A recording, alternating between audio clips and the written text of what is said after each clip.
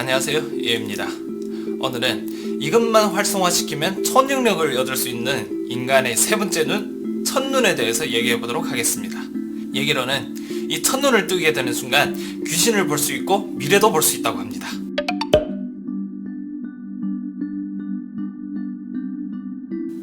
영화나 소설 같은 데서 귀신을 보고 미래를 보고 뭐 이런 능력을 가진 사람을 많이 소재로 쓰잖아요. 그런데 이런 일이 실제로 가능할 수 있다고 합니다. 흔히 말하는 첫눈은 사실 우리 뇌에 있는 송곳체라는 기관을 얘기하는데 생긴 게 송곳체처럼 생겼다고 해서 송곳체라고 부른다고 하네요. 송과는 뭔지 알죠? 소나무에 열리는 그 열매 같은 거.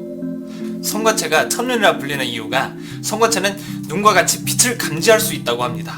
연구를 통해 알아낸 것이 송곳체는 자연계의 파란색 빛을 감지할 수 있다고 하는데 이 파란색을 감지함으로써 우리는 낮과 밤을 구분할 수 있다고 합니다. 밤이 되면 파란색 빛이 없어서 송곳체는 멜라토닌이라는 호르몬을 분비하는데 사람이 잠을 잘 수 있게 도와주는 성분이라고 합니다. 즉 밤이 되면 졸리게 하고 사람의 생물시계를 조절해주는 거죠. 현재까지 증명된 연구 결과는 여기까지입니다. 그런데 과학자들은 한 가지 실험을 했는데 동물의 송곳체를 제거해보니 생물시계 능력을 잃었다고 합니다. 그리고 얼마 지나지 않아 암에 걸려서 바로 죽었다고 하네요. 그래서 한 가지 결론을 내리죠. 만약 사람이 멜라토닌 호르몬이 없으면 암에 걸리기 쉽다는 거죠. 사실 멜라토닌은 희귀한 성분은 아닙니다.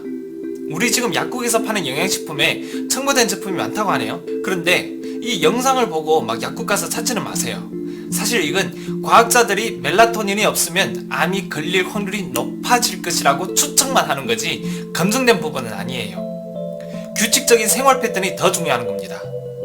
현재 우리가 송곳체에 대해서 많이 모르지만 고대의 사람들은 이 송곳체에 대해서 더 많이 알고 더 숭배하는 것 같습니다.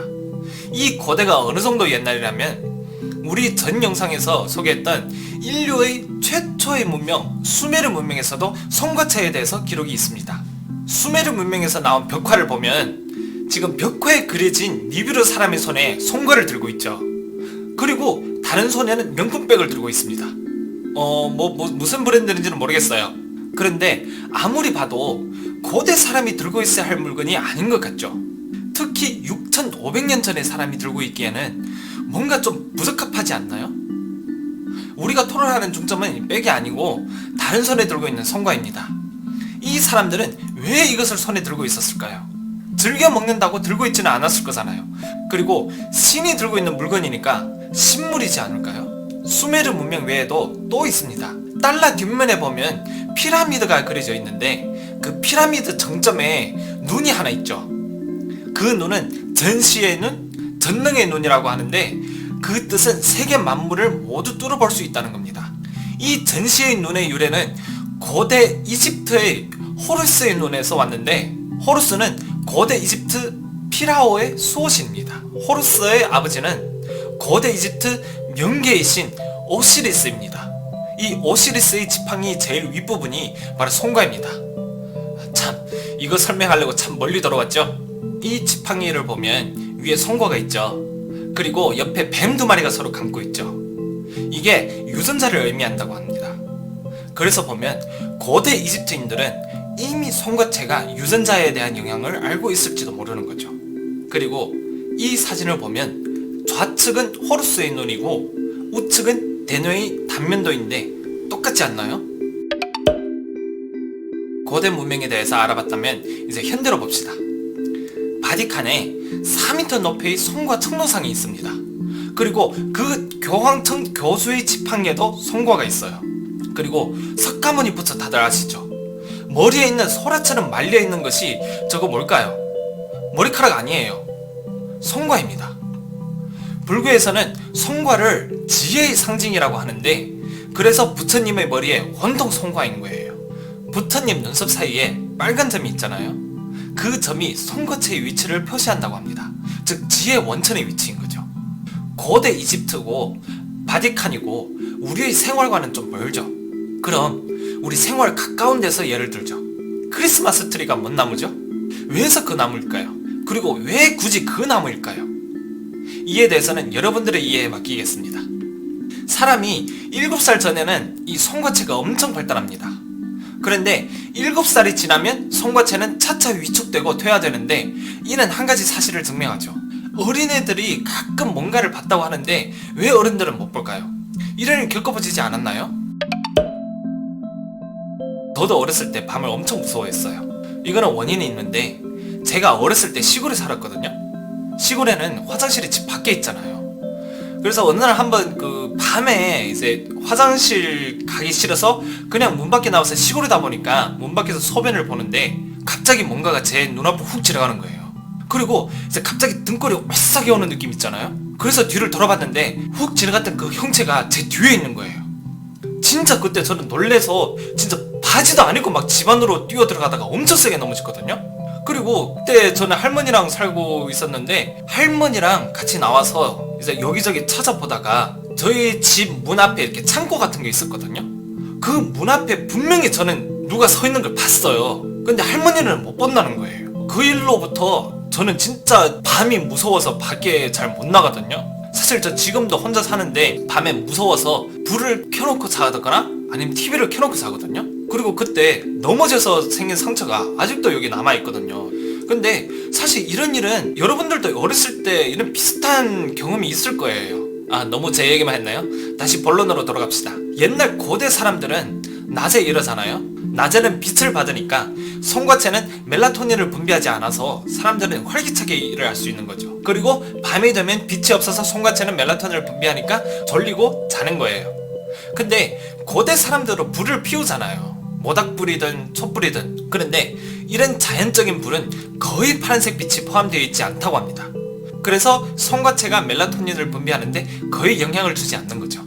지금 우리는 다 전등을 켜잖아요. 전등도 그렇고 TV도 그렇고 휴대폰도 그렇고 우리 일상생활의 모든 모니터는 다 대량의 파란색 빛을 포함하고 있어서 송곳체가 일하는 것을 억제한다고 합니다. 그래서 우리 저녁에 자려고 누워서 TV를 보거나 폰을 하면 다시 잠이 깨죠. 그게 송곳체가 모니터에서 나오는 파란빛 때문에 멜라토닌을 분비하지 않아서 그렇습니다. 그러니 자기 전에 TV를 보거나 폰을 하면 잠은 들지만 그게 눈의 피로로 해서 잠드는 거래요. 엄청 안 좋은 습관이죠. 그래서 송곳체가 멜라토닌을 분비하지 않으면 사람들은 쉽게 생물식의 균형을 잃어 암에 쉽게 걸린다는 겁니다. 그럼 사람이 첫눈을 뜨게 되면, 즉 이 송곳체를 활성화시키면 어떻게 될까요? 추측으로는 이렇습니다. 첫째, 사물을 통해 과거를 보는 능력을 얻을 수 있다고 합니다. 이태리의 한 여성에게 한 실종자의 사진을 보여줬는데, 그 사진의 사람은 이미 죽었고 시체가 어디 묻혔는지까지 알아냈다고 합니다. 그래서 경찰들이 그분의 말대로 그 자리에 가봤더니 진짜 실종자분을 찾았다고 합니다. 이건 원래는 살인자만이 알 수 있는 거잖아요. 두 번째, 투시 능력을 가질 수 있을 거라고 합니다. 러시아의 한 소녀는 눈을 감아도 볼 수 있다고 합니다. 비록 우리도 가끔 그런 느낌을 가졌지만 이 소녀는 여러가지 테스트에 모두 통과했습니다. 세 번째는 의식 교류가 가능해진다고 합니다. 첫눈을 뜨게 되면 언어로 소통할 필요가 없다고 합니다. 의식으로 소통할 수 있게 되는 거죠. 즉 텔레파시가 가능하다는 거죠. 그리고 동물과도 소통할 수 있다고 합니다. 네 번째는 예지 능력을 가질 수 있을 거라고 합니다. 미래를 볼 수 있는 능력이죠. 즉 사람의 직감을 강화시키는 건데, 사실 지금도 직감은 다 가지고 있잖아요. 다만 미래를 예지할 만큼 강하지 않을 뿐. 그런데 이 첫눈을 뜨게 되면 이 직감이 아주 강하게 되고 정확하게 된다고 합니다. 다섯 번째는 노화 방지가 가능하다고 합니다. 송곳체를 활성화한 사람은 노화 속도가 급격히 늦어진다고 하네요. 어떻게 보면 우리 영화 점쟁이에서 점쟁이 분들 모두 각자의 능력을 갖고 있잖아요. 송곳체를 활성화시키면 순간 그 능력들을 실제로 가질 수 있게 되는 거죠. 이상 이렇게 많은 능력 중에서 여러분은 어느 능력을 갖고 싶나요?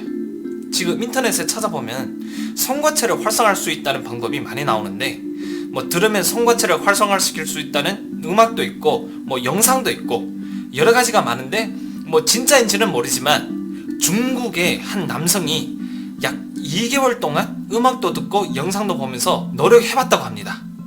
그랬더니 아무런 변화가 없다고 하네요. 그런데 본인의 감각이 확실히 예민해진 건 느끼고 있다고 합니다. 여러분들도 송곳체를 활성화시킬 수 있는 방법을 한번 찾아보세요. 오늘의 영상은 여기까지 하고 마치도록 하겠습니다. 재밌게 보셨다면 구독과 좋아요 부탁드리겠습니다.